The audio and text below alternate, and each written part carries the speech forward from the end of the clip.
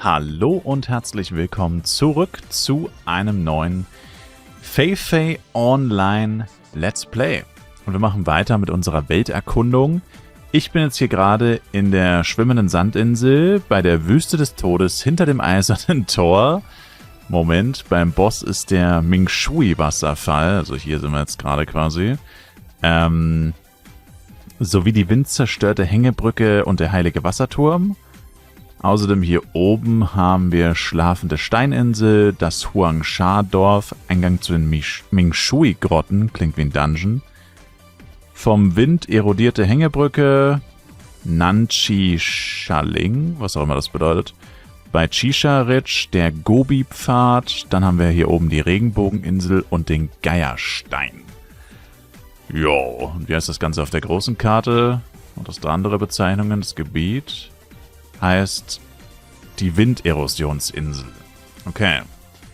Ja, ich bin hier schon bis zum Ende durchgeflogen. Hat auch wieder relativ lange gedauert. Und hier befinden sich Monster. Und hier haben auch Leute tatsächlich gegrindet. Also sowohl als ich hier gestern hingeflogen bin, als auch jetzt ist hier tatsächlich jemand am Grinden. Hier sind Klarfans Rhythms. Hier sind so animierte Sandhügel. Die finde ich tatsächlich persönlich ganz geil, muss ich sagen.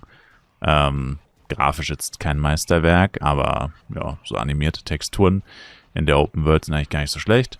Genau, und hier drüben sind dann noch die Greemong und da ist auch einer am Grinden tatsächlich. Ich weiß nur nicht, welche Klassen das sind. Das hier sieht mehr aus wie ein Ringmaster und das hier... Boah. Könnte das ein Elementor sein? Oh ne, das ist auch ein Ringmaster. Ach, das sind sogar zwei Leute. Das sind beides Ringmaster, oder? Ich glaube schon. Naja. Auf jeden Fall, hier sind auf jeden Fall Leute, die grinden. Und die Respawns sind so ein bisschen, erinnern mich ein bisschen an Fly Legacy. Die spawnen immer in so kurzen Intervallen wieder. Und man grindet basically einfach so durch. Ja, ansonsten habe ich tatsächlich nicht viel in dem Gebiet gesehen. Also hier sind zwar verhältnismäßig viele Monster, zumindest im Verhältnis zu dem, was wir letztes Mal gesehen haben. Also hier von den Greemongs gibt es gleich mehrere Spots, wo man leveln kann. Ich vermute mal, ein Spieler, oder gut, in dem Fall waren es zwei, aber ich denke mal, ein Spieler nimmt immer einen so einen Spot. Und wie gesagt, hier sind noch Sediaka. Hier gibt es dann schon viele Spots, also hier könnten allein, wenn jetzt wirklich jeder einen so einen Spot nehmen würde, könnten hier schon so 10, 20 Leute allein leveln. Ah, hier sind sogar noch mehr Leute am Grinden. Ja, also das hier scheint so eine Art Endgame-Gebiet zu sein.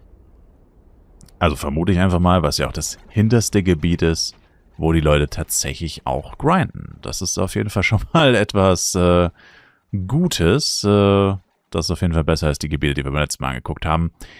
War aber eigentlich auch klar, weil jetzt sind wir auch auf der Hauptroute, sag ich mal. Also mich würde es jetzt wundern, wenn hier nirgendwo jemand grinden würde. Wie gesagt, diese Seitengebiete, wo ja teilweise nicht mal Monster waren. Ich meine, warum sollte da jemand sein? Habe ich ja letztes Mal auch schon gesagt. Ich weiß zwar nicht, was genau dort jemals vor sich gegangen ist oder was da der Sinn davon ist. Ich weiß auch nicht, ob wir es jemals rausfinden werden. Aber grinden, Monster töten, offensichtlich nicht.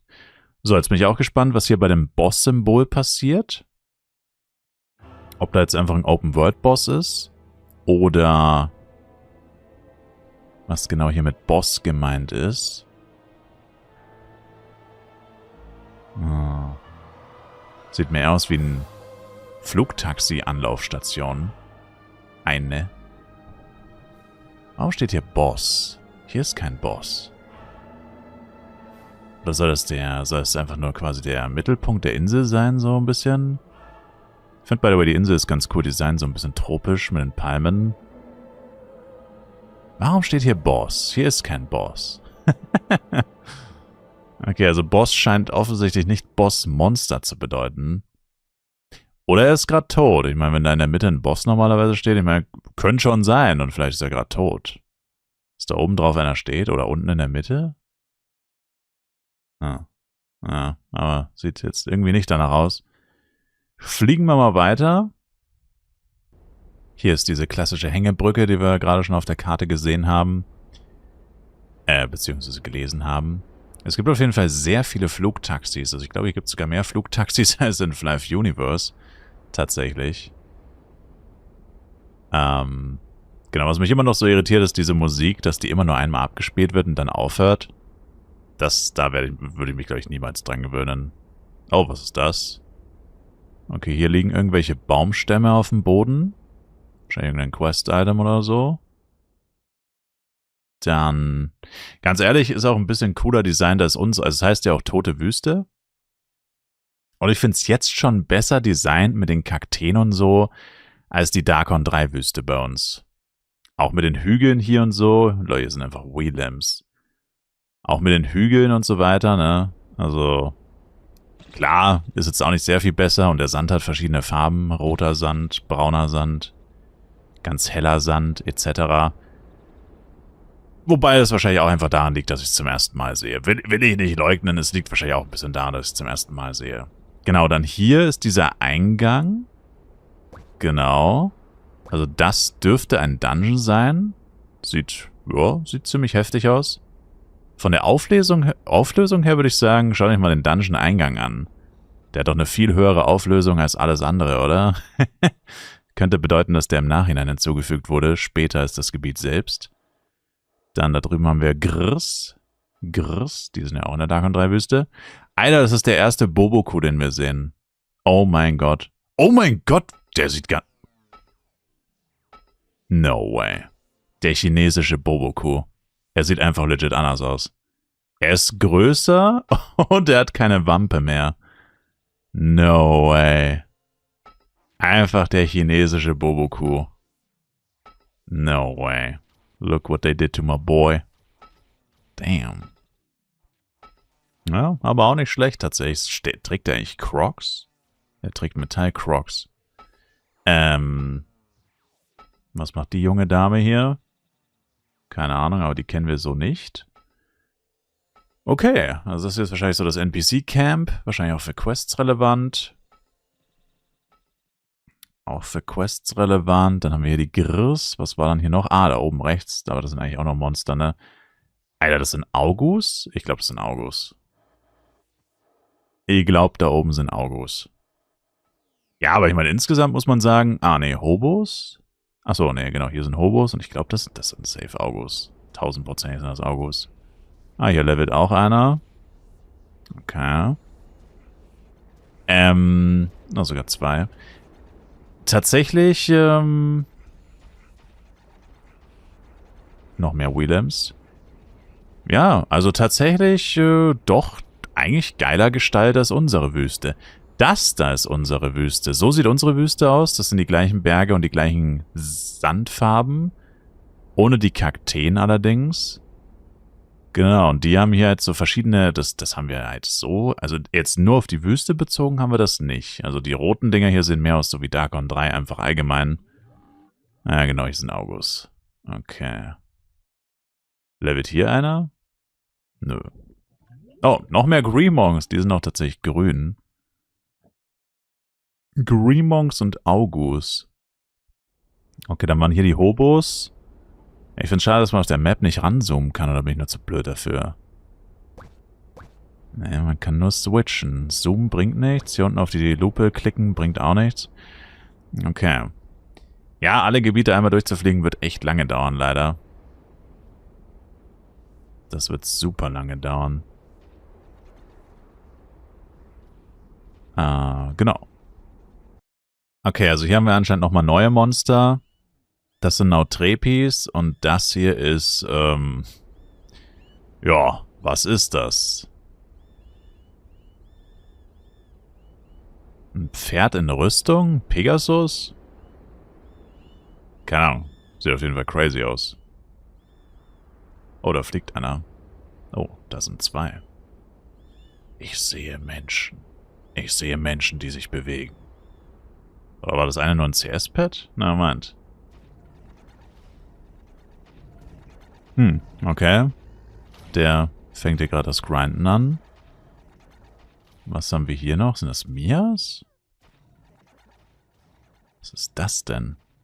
Na. Das sind Geister? Ich glaube, es sollen Geister sein, lol. Damn, Daniel, das sind einfach NPCs. Okay. Auch nicht schlecht. Und das ist definitiv auch ein NPC. Und dann haben wir hier noch dieses letzte Stück. Das ist mehr wieder so Island-mäßig. Hier sind auch keine Monsterbilder mehr. Ja, okay, da war tatsächlich jetzt einfach gar nichts mehr. Einfach nur so eine hügelige Landschaft, durch die man so durchfliegt. Keine Ahnung, keine NPCs, keine Monster. Peaky Turtle. Peaky Turtle. Nächstes Gebiet. Schauen wir mal kurz auf der Karte, wo wir hier sind. Wir sind jetzt hier. Moment, da müssen wir mal kurz anhalten. Oh, hoppla. Stopp. Oh. Okay, wir haben angehalten, passt. Scorpicons sind hier auch übrigens. Und hier ist wieder dieses Boss-Ding. Ein Dungeon ist da auf jeden Fall auch wieder, sehe ich. Das Gebiet heißt... Ach, das ist die Regenbogeninsel. Oh, das heißt auch Regenbogeninsel? Dann schauen wir mal. Also, wo sind wir hier? Okay. Also das hier ist der Totholzkamm, der Reinkarnationsfriedhof, der dunkle Pilz, das Militärlager auf Regenbogen Island, der lila Kirschbaum, dann Zhaohua Dingshuangstein, dann das hier ist der Weg zur goldenen Stadt, Elfen-Ahnenturm, klingt heftig. Dann das hier ist der Nadelwald, Chao Chao Ding Marmor, das Regenbogendorf, die Blumenstraßenlaterne. Hier oben haben wir den Regenbogenstein, hier haben wir die 7farbigen Federn, das Elfenbaumhaus und die bunte Höhle. Und hier oben geht's dann Tor zur Welt der Süßigkeiten. Ach ja, genau, deswegen war das die Regenbogeninsel, weil das der Pfeil nach oben war. Okay. Dann, ist hier auf jeden Fall jemand am Grinden. 2 Leute sogar. Da kommt noch irgendwas angeflogen. Ist das ein CS-Pad? Ich habe keine Ahnung. Hier sind Fragezeichen in der Luft. Was passiert, wenn ich da durchfliege? Oh. Okay, eins der Fragezeichen ist explodiert, aber die anderen nicht. Okay. Auch eine interessante Mechanik. Die gibt es bei uns so auch nicht. Das hier ist dieser Friedhof. Hier sind Tombstone Bearers. Das ergibt ja sogar Sinn. Tatsächlich, jetzt wo ich so drüber nachdenke, unsere Tombstone Bearers, da ist kein Friedhof, gell? Hier ist wenigstens ein Friedhof. Tatsächlich bei unseren ist eigentlich kein Friedhof bei denen, ne? Eigentlich nicht. Ja, finde ich cool. Auch direkt die düstere Atmosphäre angepasst an die Monster. Die Monster angepasst an den Ort. Bei zugegebenermaßen ist das ja gefühlt der einzige Ort bisher gewesen, wo sie es wirklich angepasst haben. Und das hier sind auch Monster, die wir nicht kennen. Was sind denn das für Typen? Das sind Vogelscheuchen. Also wie Mr. Pumpkin, nur anders. Ganz anders. Thomas anders. Gut, dann auch ein sehr düsteres Gebiet. Und hier steht wieder Boss. Ist hier diesmal tatsächlich ein Boss? Jack the Hammer. Das sind die ersten Monster, die rote Namen haben. Kann das sein? Oh, und hier unten könnte das ein Teleportationspunkt sein. Hier ist auf jeden Fall irgendwas. Okay, also das sieht tatsächlich schon eher aus wie ein Bossgebiet. Kann halt sein, dass der gerade tot ist. Oder man sich da rein teleportiert, wenn man dahin geht. Das will ich jetzt natürlich nicht ausprobieren, weil ich will nicht sterben und den ganzen Weg nochmal fliegen müssen. Okay. Auf jeden Fall sehr viele Jack the Hammer, die aber alle einzeln stehen. Und ein paar stehen irgendwie so random auf den Pilzen drauf. Und jetzt sind ein paar vom Himmel gefallen. Ja gut, gehen wir weiter. Hier hat sich gerade was bewegt.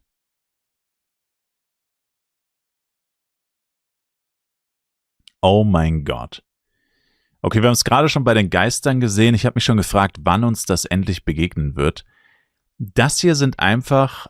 Also ich weiß nicht, ob das wirklich Monster sind. In dem Fall könnten es sogar NPCs einfach sein, gar keine Monster, wobei sie haben das Angriffssymbol.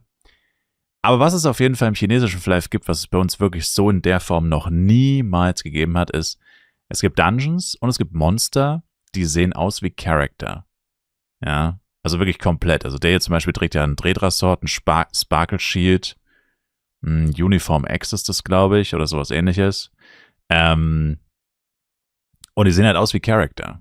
Und klar, es ist jetzt keine Weltneuheit, es ist jetzt nichts ultra Heftiges. Aber ich persönlich finde das eigentlich schon cool, muss ich sagen.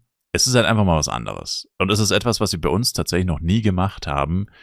Und ich verstehe auch gar nicht so genau, wieso, weil, keine Ahnung, ich meine, einmal kann man es ja schon machen. Selbst wenn es nur ein Event ist oder so, kann ich mich jetzt nicht wirklich dran erinnern, dass sie das jemals in der Form wirklich gebracht haben. Und wäre halt aber auch mal wieder was anderes einfach. Was man auch sagen muss, ist, die Abwechslung innerhalb eines Gebietes ist teilweise schon ziemlich heftig. Also wir waren jetzt bei einem Friedhof, am Anfang war es noch so ein bisschen kahle Wüste. Jetzt plötzlich ist hier, keine Ahnung, südamerikanischer Dschungel oder so. Crazy. Mit hier so Aztekenpyramiden. Noch mehr Charakter. Diesmal tragen sie das Neandertaler CS, oder? Ich weiß nicht, ob es Neandertaler heißt, aber ja, Caveman, keine Ahnung. Okay.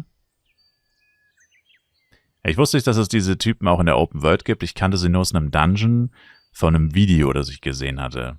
Oh, hier sind die Iblis Crasher /Rhythms. Der Spot sieht juicy aus. Für chinesische Verhältnisse. Ja, die Monsterdichte und so ist hier ein bisschen anders auf jeden Fall als bei uns. Aber das Kampfsystem ist ja grundsätzlich auch ein bisschen anders. Es gibt wieder mehrere solche Spots. Okay, Rhythms sehen ziemlich heftig aus. Antiquaries.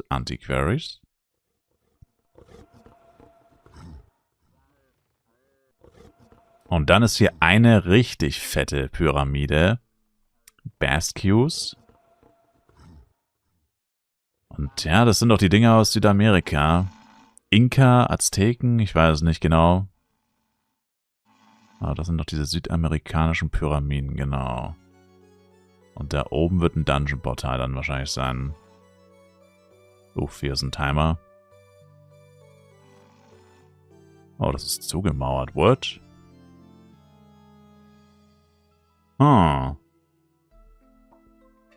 Okay, sieht nicht aus wie ein Dungeon-Portal. Vielleicht ganz oben?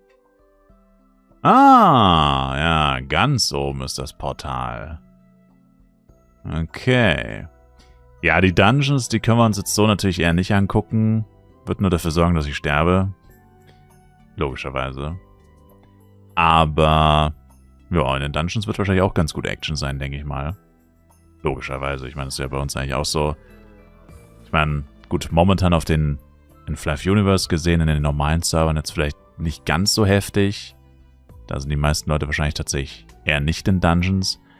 Aber auf dem FEC, da ist ja gefühlt nach einem Monat oder so 5% oder 15% aller Spieler eigentlich permanent in irgendwelchen Dungeons. Das ist natürlich schon nicht wenig. Und Dungeon Grind ist ja meistens auch das im Endgame zumindest, was sich am ehesten lohnt in dem Sinne.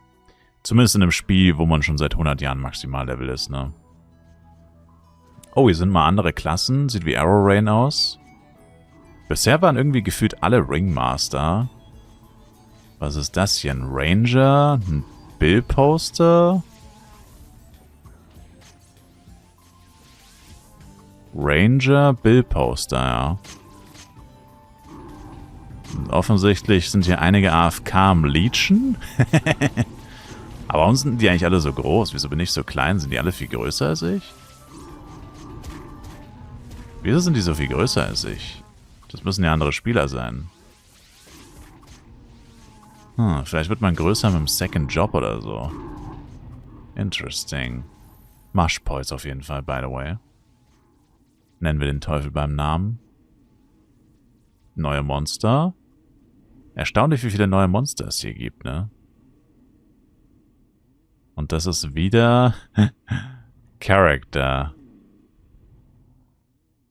Aber mit einem CS, dass wir es so auf jeden Fall nicht haben. Damn. Nee, das haben wir ganz sicher nicht. Das wüsste ich. Okay, cool. Nautrepi nochmal.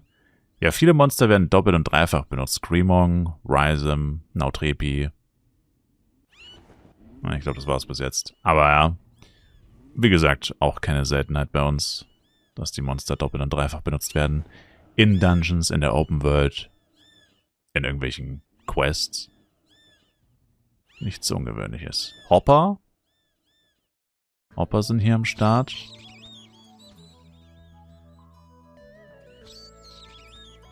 Flybriggen sind hier.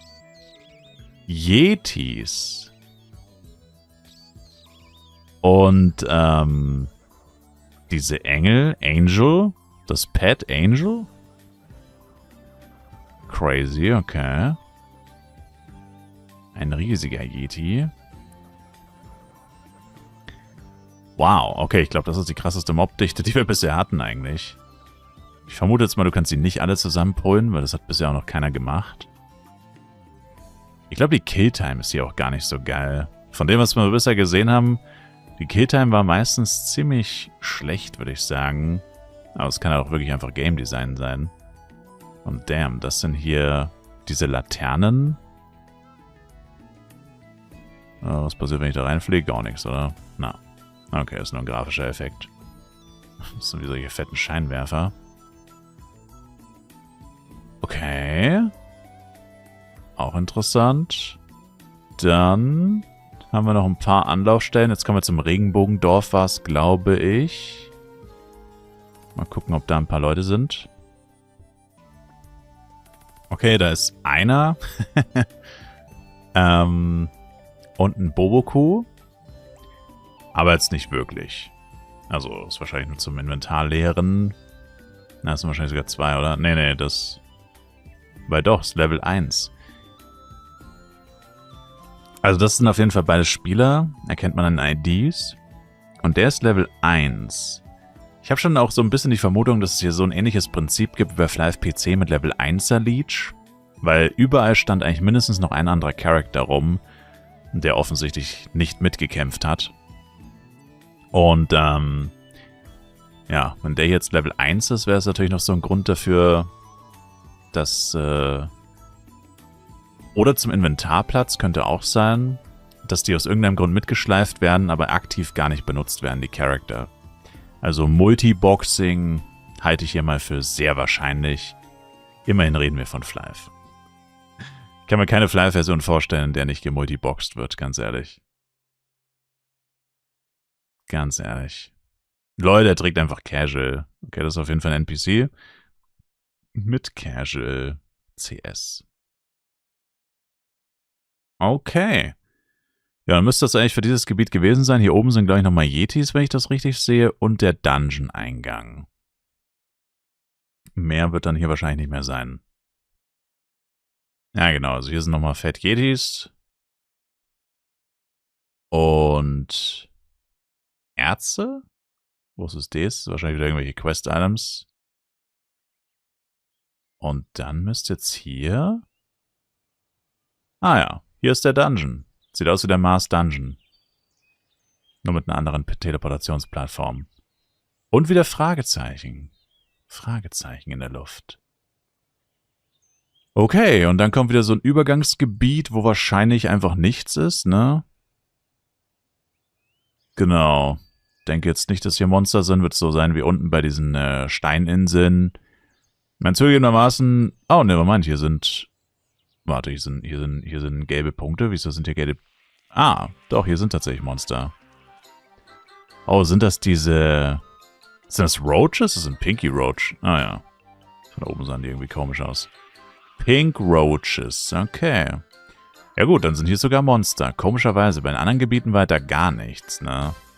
Ist halt schon, ich meine, das ist schon ein bisschen wasted, wenn es so viel... Ich meine, es ist 1/10 oder so der ganzen Map. Und wenn da einfach gar nichts drauf ist, stelle ich mir schon so die Frage, warum haben sie es dann entwickelt? Da unten steht sogar ein NPC. Also hier scheint es auf jeden Fall ein bisschen mehr Sinn zu ergeben, wobei es trotzdem ziemlich leer ist. Ja, also so riesige Gebiete zu haben, wo ein NPC steht und selbst wenn es 10 Monster sind, schon ein bisschen crazy. Etwas verschwenderisch, wenn ich das so sagen darf. Wow, und die nächste Karte ist noch größer als die letzten beiden. Die ist ungefähr so groß wie die letzten beiden zusammen, würde ich schätzen. Es ist die Süßigkeitenwelt. Und wenn wir uns hier die Karte angucken, Okay, hier sind anscheinend 4 Dungeons? Okay. Wir haben hier unten links das Blaubeerdorf. Dann haben wir den Blaubeerhain, den süßen Friedhof, die Süßigkeiten-Tankstelle, den süßen Gipfel. Man erkennt ein Schema. Hier ist der Schokoladenpfad, der Schokoladensumpf, der glückliche Welteintritt, der Eingang zur Zeit- und Raumbasis. Dann haben wir die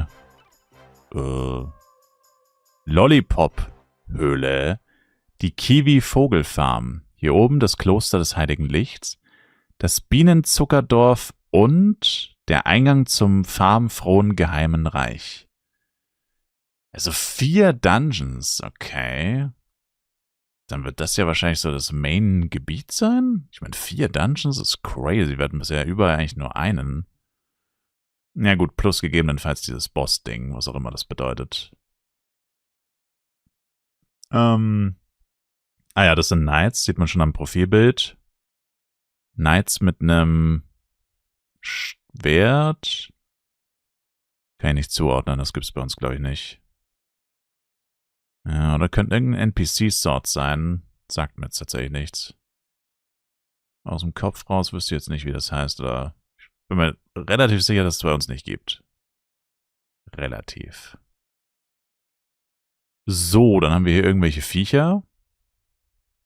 Sind das kleine Affen? Yep. Okay. Dann haben wir einen Turm.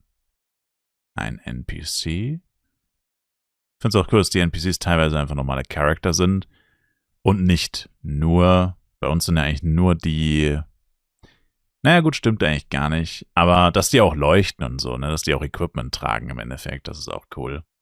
Aber bei uns sind es überwiegend die Klassenausbilder natürlich, die nicht nur in Anführungszeichen NPCs sind, die auch Klassen haben, Waffen und die Meister, also Master-NPC zum Beispiel, so diese Meister-NPCs. Und das war's aber eigentlich. Ja, sonst wird mir wahrscheinlich zumindest keine einfallen. Hier haben wir Pranksters. Okay. Pranksters. Wieder irgend so ein Zirkel. Was auch immer der bedeutet. Dumbull. Ja, ich habe schon gesehen, Totemias kommen ja auch noch irgendwo. Hier oben, Cardpuppe Totemia. Rock Muscle. Das hier ist am ehesten wahrscheinlich St. Morning. Hier ist wieder der Friedhof, der süße Friedhof diesmal. Wahrscheinlich aber keine Tombstones. Burnickeys sind hier. Die Monster sind für uns natürlich komplett random. Aber wenn man es jetzt so kennengelernt hätte oder hat, wie es auf dem chinesischen Server ist, dann wäre es ja bei uns eher komplett random. Ich meine, das ist jetzt so, wie du es kennengelernt hast, ne? Die Reihenfolge der Monster und die Zugehörigkeit. Luias sind noch hier.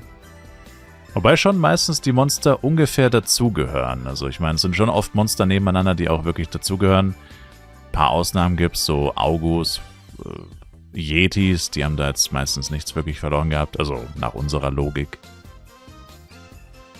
Aber oftmals sind schon Monster auch bei uns aus ähnlichen Gebieten. Okay, hier ist wieder dieses Boss-Zeichen, wovon ich immer noch stark davon ausgehe, dass das nicht wirklich Boss bedeutet.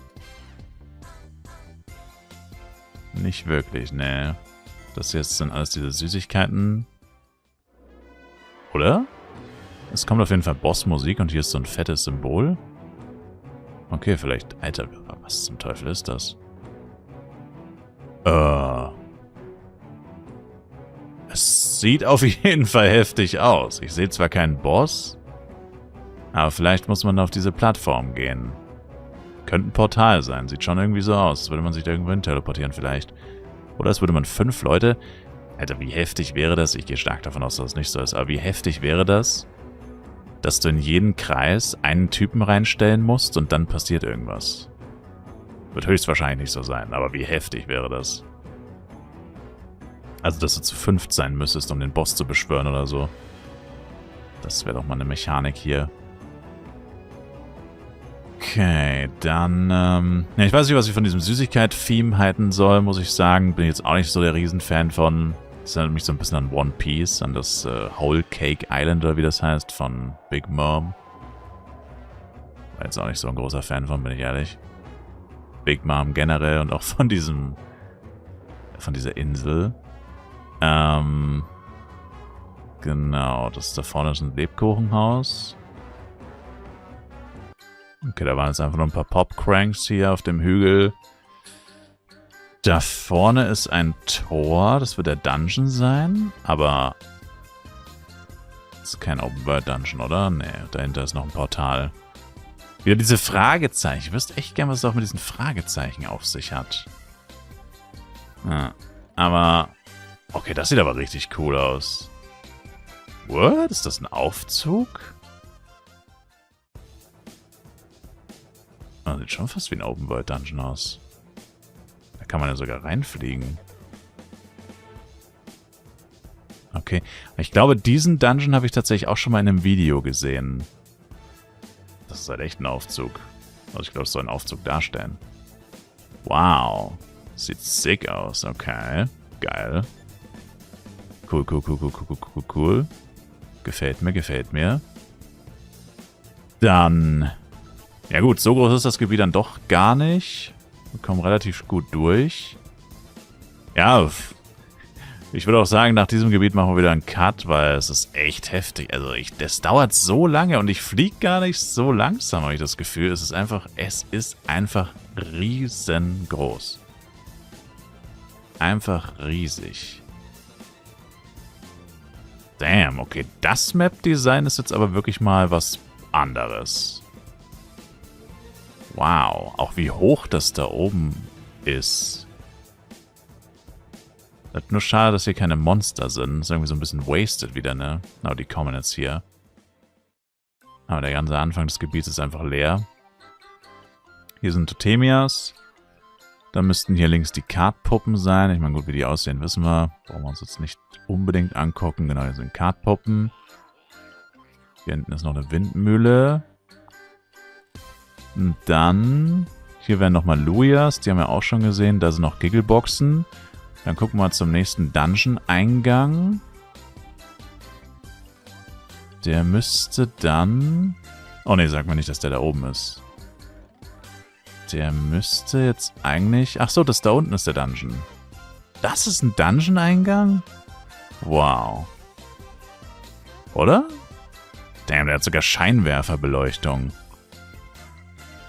Ich glaube, das ist der Dungeon, ja. Wow. Das ist heftig. Damn. Ist das dann auch ein freaking Zirkus? Ist der Boss ein Clown? Kann ich mir gut vorstellen, ehrlich gesagt. Ich meine, es gibt ja genug Clowns in Flav. Popcranks, Magicians. Ich. Okay, das ist der nächste Dungeon. Die Dungeons sind einfach direkt nebeneinander. Was zum Teufel ist das? Okay, das Gebiet ist echt heftig random, muss ich sagen. Aber irgendwie auch geil. Das sind Muthrins. Einfach so ein Stück Tempel und da geht es einfach in den Dungeon rein. Crazy. Und dann haben wir noch den Dungeon hier eigentlich. Also hier unten wird wahrscheinlich nicht mehr wirklich viel sein, schätze ich mal. Also wenn man wirklich jeden Winkel abfliegen will, wird es noch länger dauern. Also ich probiere sogar schon so ein bisschen Abkürzungen zu fliegen. Genau. Hier auch, die haben da einfach einen Tipi mit diesem Indianer-Federkranz in eine Schokoladenfabrik gebaut. Also es ist einfach so heftig random. Aber das macht es auch irgendwie, keine Ahnung, cool, schätze ich. Und auch so unpredictable. Du weißt einfach nicht... du fliegst einfach ein Stück weiter und du weißt einfach nicht, was als nächstes kommt. Was irgendwie auch einfach nicht schlecht ist. Was halt einfach krass unterschiedlich auch ist oder krass voneinander abweicht, ist halt das Kartendesign. Also du hast halt, keine Ahnung, manche Sachen sind ultra hochauflösend, sehen richtig cool aus und andere Sachen sehen schon sehr stark veraltet aus, sehr verpixelt. Und wo zum Teufel soll hier ein Dungeon sein? Ich müsste eigentlich sogar schon dran vorbeigeflogen sein. Ich müsste jetzt direkt drauf sein. Über uns ist nichts. Oh. Wo zum Geier soll denn hier ein Dungeon sein?